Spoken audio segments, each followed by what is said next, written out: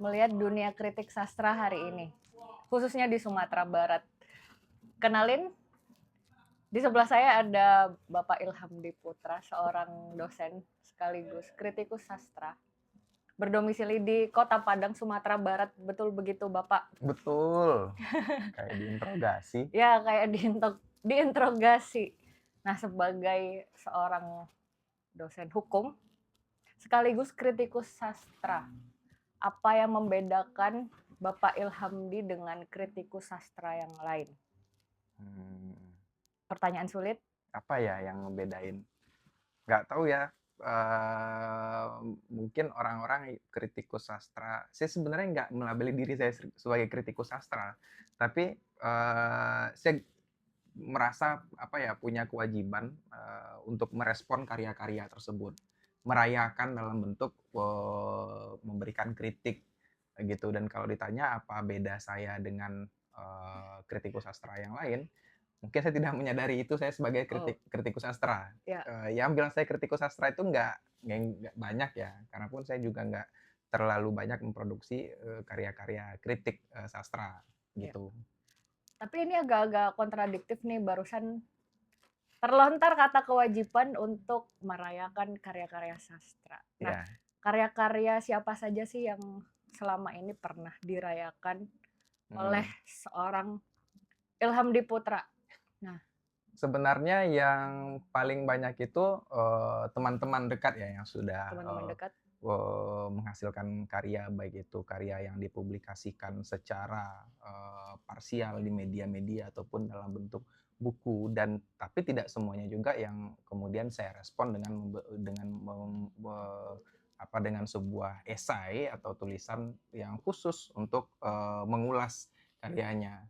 Jadi ya rata-rata teman-teman yang berada di lingkungan saya, di lingkungan pertemanan itu rata-rata udah pernah saya ulas gitu. Ya. Jadi tongkrongannya Bapak Ilhamdi ini tongkrongan di mana nih? Biasanya nongkrong di mana, Di Pak? Steva. Di Steva. Keren banget ketemu sama teman-teman sastrawan yang keren, kece-kece dari segala usia Ya, dan dari latar yang belakang yang beragam. remajanya di Orde Baru Ya. sampai remajanya di era reformasi itu ada di sini. Oke, jadi itu salah satu ruang yang membentuk pemikiran Bapak Ilhamdi sebagai Jangan pakai bapak seorang lah. Om Ilhamdi. Om, boleh lah Ya, Om. sebagai seorang akademisi di bidang hukum sekaligus kritikus sastra. Betul begitu? Ya kira-kira lah begitu. Kira-kira begitu. Nah, pertanyaan saya salah satunya adalah kenapa kritikus sastra di Indonesia, di Sumatera Barat lah gitu. Kita ambil skopnya yang lebih kecil, kenapa jumlahnya sangat terbatas? Menurut Om Ilhamdi? Gini, saya pengen jelasin dulu kenapa saya kemudian merasa saya semacam punya kewajiban untuk mengulas karya kawan-kawan saya. Kita hidup di zaman yang saya rasa konteks perayaan karya sastra itu kemudian mengecil, menyempit menjadi sebuah perayaan ya launching, kemudian didiskusikan, diberikan ucapan selamat, dan tentunya juga bukunya dibeli. Akan tetapi kita tidak lagi atau meninggalkan kewajiban untuk memaknai apa sih itu perayaan dalam konteks kekaryaan sastra. Betul.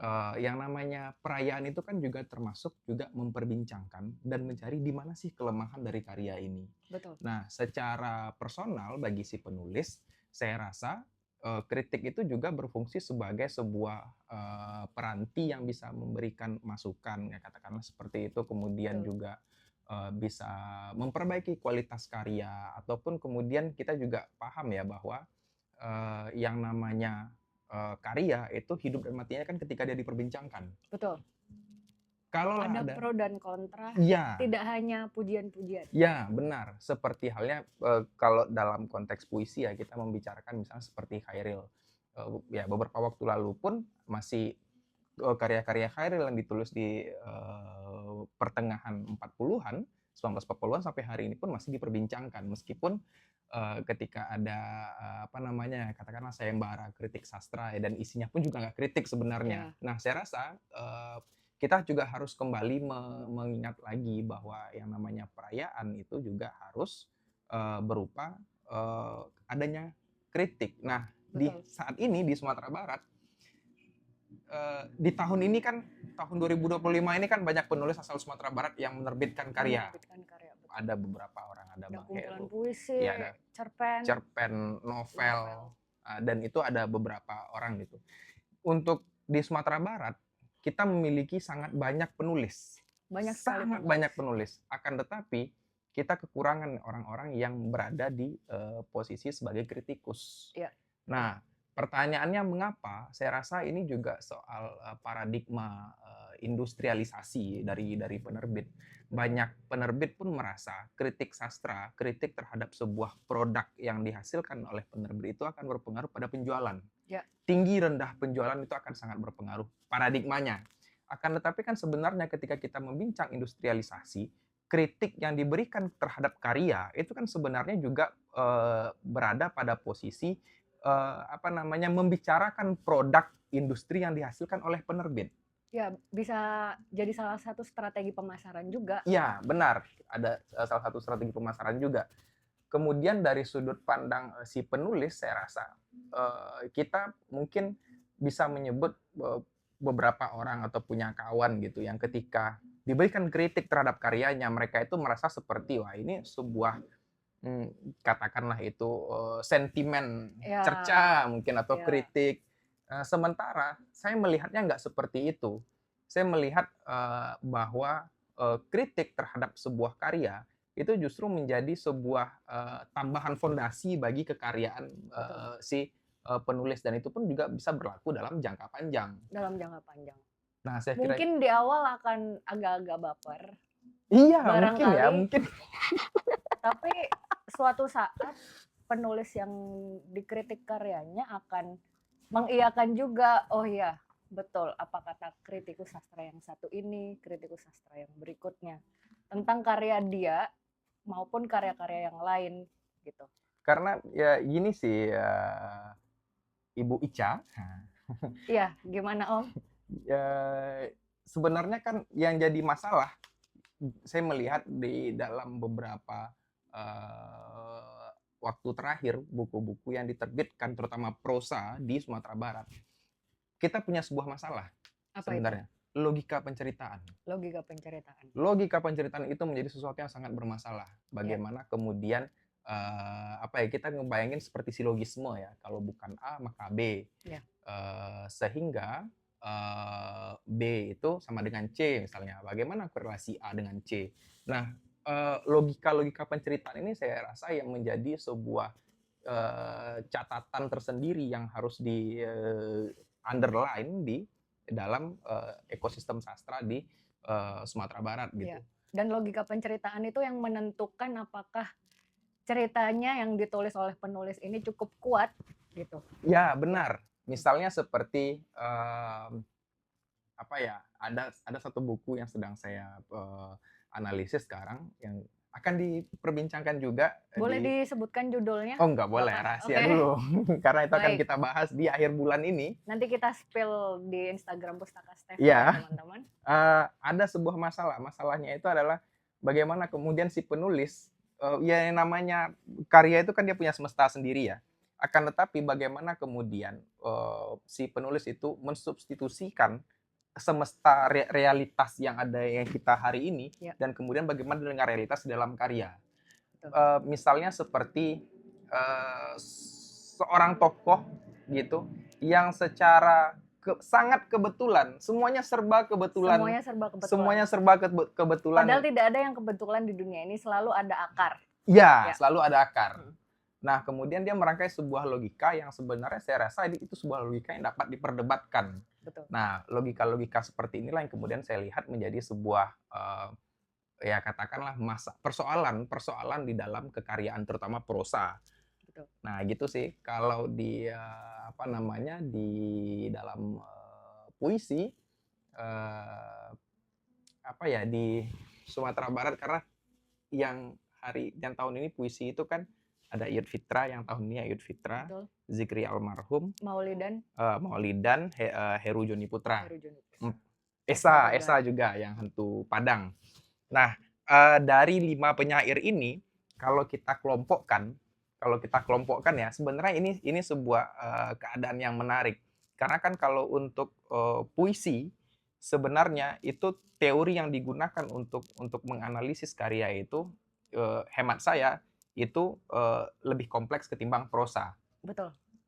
Lebih kompleks ketimbang Lebih kompleks. prosa. Nah, fungsi kritik sastra di sini kita bisa melihat bagaimana sih lompatan apa sih yang terjadi pada si penyair antara buku yang hari ini ia terbitkan dengan buku-buku sebelumnya. Betul. Atau Kita melihat pertumbuhan pemikiran. Iya, atau mungkin sudut pandang. kemunduran. Ya. Bisa Misalnya Iyut Fitra misalnya. Iyut Fitra itu kan ada pergeseran dari soliter kepada solidar seperti yang diungkap juga oleh Bang Heru dan Pak Ivan Adila. Betul. Kemudian misalnya seperti penyair yang saya ikuti Bang Esa Tegar Putra, dari Pinangan Orang Ladang sampai kepada Hantu Padang, Esa itu dia selalu berada pada wilayah yang sama, wilayah lokalitas yang sama, kemudian memperdendangkan kepedihan seperti hal yang lagu-lagu Minang. Akan tetapi Esa memiliki sebuah terobosan dengan bermain di wilayah tipografi. Betul. Nah, konteks seperti ini kan biasanya kita temukan di dalam kritik sastra. Betul. Jadi bagaimana caranya untuk bisa jadi seorang kritikus sastra? Bapak, apakah harus membaca semua karya-karya seorang penulis sejak awal karirnya? Enggak juga. Misalnya Maulidan misalnya. Saya nggak membaca secara lengkap semua karya Maulidan. Zikri Almarhum ini buku pertama. Oh ya, Zikri Almarhum juga menerbitkan buku puisi pertama ya. Wifi di atas kuburan. Yes, Wifi di atas kuburan. Wifi. Ya udah. Wifi. Oke, Wifi di atas kuburan. Di atas kuburan.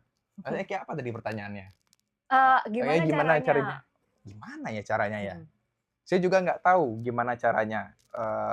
Tadi saya datang ke Steva itu untuk nganter bunga telang. Kemudian diminta podcast dan saya juga nggak tahu apa sih kiat-kiat menjadi kritikus sastra. Saya rasa semua orang yang membaca ya itu sebenarnya punya sense terhadap kualitas dan estetika karya. Sesuai dengan pengalaman hidupnya masing-masing, latar belakang keilmuannya. Bisa jadi. Hanya saja saya rasa nggak semua orang yang bersedia untuk mengungkapkannya. Bisa saja mereka mengungkapkannya di dalam lingkungan pertemanan melalui secara oral. Bisa juga mereka menulis sebuah ulasan yang kemudian dipublikasikan. Ya kira-kira seperti itu. Apakah harus banyak membaca? Ya kita ikro ya. Tentu. Ustazah Ica kan tahu itu. Ya, siapapun kamu wajib baca sih gitu. Mau jadi apapun kamu ke depannya. Semua orang itu wajib membaca, tapi ya nggak semua orang itu wajib menulis saya rasa. Iya, betul. Nah, ngomong-ngomong soal kritik sastra nih, ada satu jenis komunikasi yang sepertinya semua orang harus memilikinya. Keahlian dalam komunikasi asertif gitu, yang komunikasi yang dia terus terang tapi juga tidak intimidatif, tidak agresif gitu. Tidak pasif juga gitu, dan tidak pasif agresif. Nah, Bapak Ilhamdi tadi mengaku bahwa sudah pernah melakukan kritik sastra terhadap karya-karya di lingkungan terdekatnya, teman-teman sendiri gitu yang menghasilkan karya gitu. Nah, apa tantangannya sebenarnya? Kalau yang dikritik itu adalah karya-karya dari teman-teman sendiri gitu. Dalam hal komunikasi. Justru itu enak. Justru lebih enak ya. Lebih enak. Bisa didetailkan lagi gimana? Ya yang namanya, saya nggak tahu ya gimana orang-orang berteman, tapi bagi saya ginilah, 2019 dulu Robi Satria, Muhaimin Rizky, Randi Reimena, dan beberapa kawan lainnya itu pernah mengkritik saya dengan secara membabi buta, babak belur lah malam itu.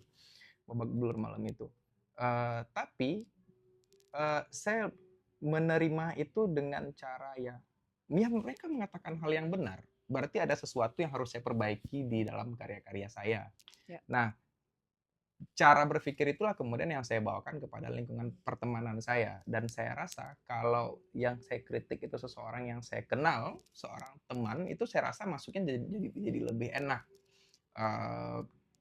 Kita bisa menulis, mempublikasikan ulasannya itu di media, dan secara keseharian akan bertemu kembali, dan itu juga bisa menjadi sebuah pengingat, saya rasa. Dan ya kesimpulannya ya lebih enak sih. Lebih enak. Ini maksudnya bisa mengumpat gitu. Iya, bisa agak ya bercarut juga sedikit ya. Bisa mencemooh secara langsung gitu. Berhadapan langsung dengan penulisnya. Ya, saya rasa itu ya jadi lebih enak ya.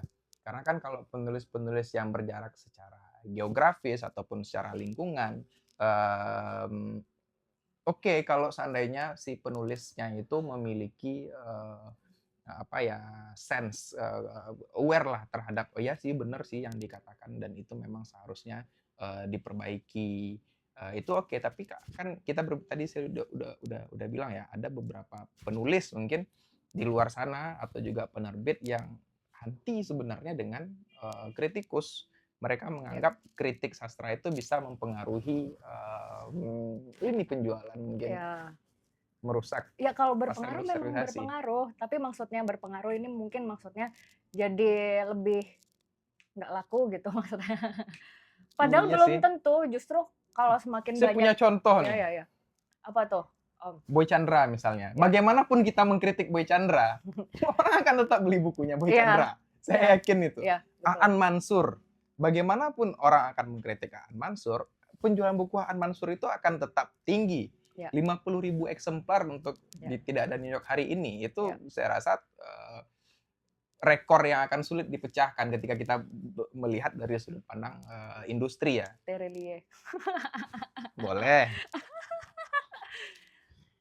Gitu sih kira-kira.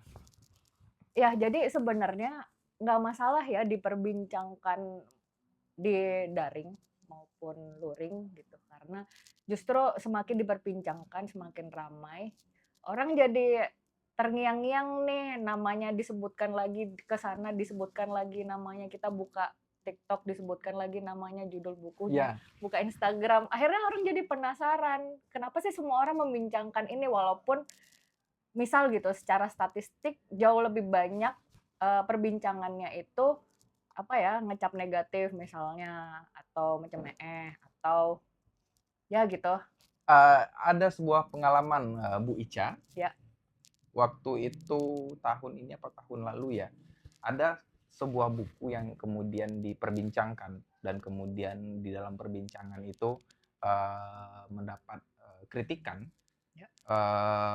Dalam perspektif saya secara pribadi, kritik perbincangan orang tentang karya tersebut itu ya secara nggak langsung jadi impuls bagi saya buat saya pengen nih beli bukunya dan baca.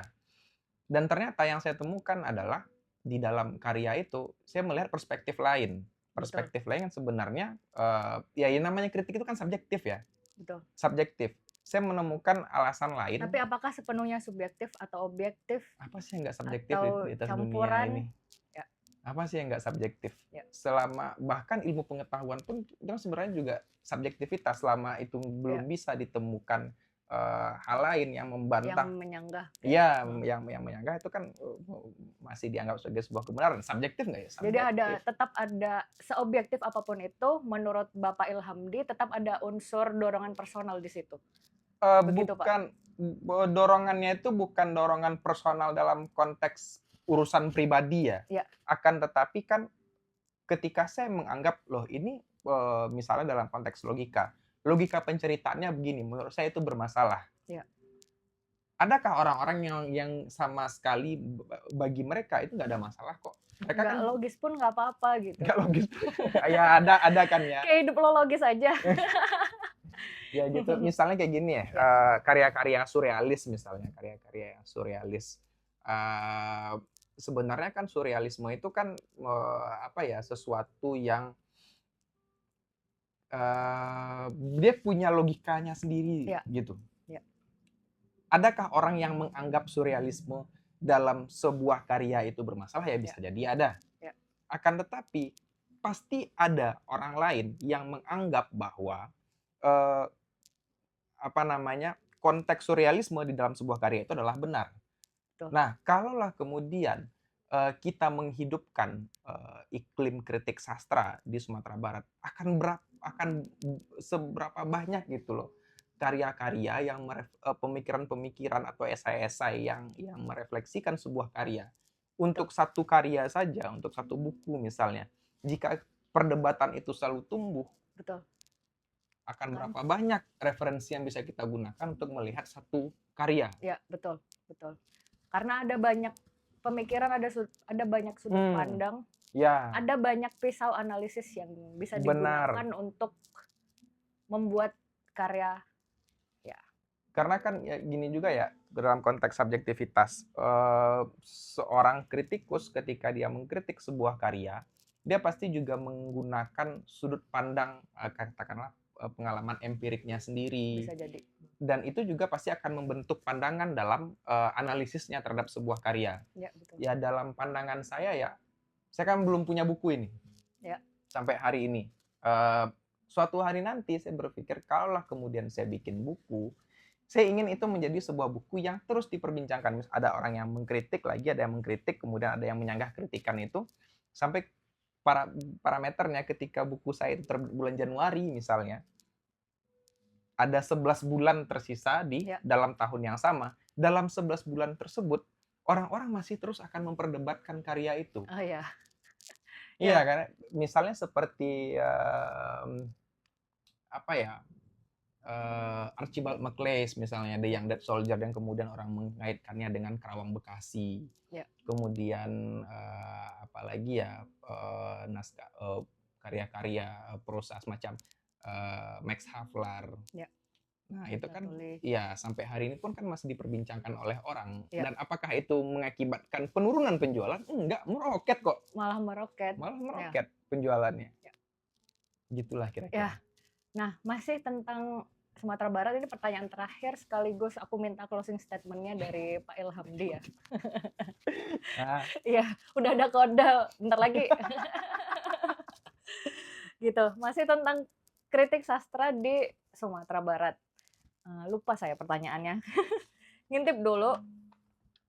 Nah, kenapa di Sumatera Barat ini kan ranah Minang ya, gitu. Katanya orang-orang yang hidup di ranah Minang orangnya belak-belakan egaliter gitu. ada juga yang feodal. Tetapi kenapa di lingkungan yang begitu egaliter, begitu terbuka terhadap kritik dan saran, justru jumlah kritikus sastranya cenderung sedikit. Apakah sebenarnya egaliter itu nggak ada di sini? Menurut Bapak Ilhamdi bagaimana?